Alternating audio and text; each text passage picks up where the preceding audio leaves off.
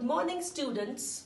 I am Burhana Rashid from SP Higher Secondary School, and today I am going to teach you a topic from your science book called Bouyant Force. Bouyant Force is also called upthrust. Before I explain to you the definition of the Bouyant Force, let us perform an activity to understand clearly what this Bouyant Force means. To perform the activity, we need a bucket full of water and we need some bottles of different sizes. Let me take this small bottle and immerse it into the water. Now I release it. Once I release this bottle, I see that it bounces back to the surface of the water. Let me repeat the activity with another bottle. I'm immersing this bottle and it's bouncing back to the surface of the water.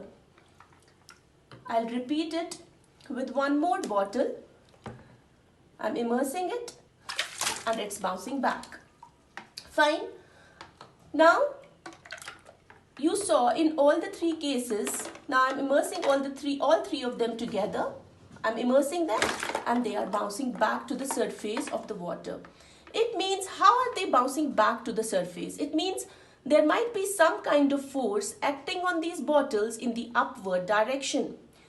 The force that is acting on these bottles when they are immersed in the water is called the upward thrust or the buoyant force. Now let us see the definition of this buoyant force.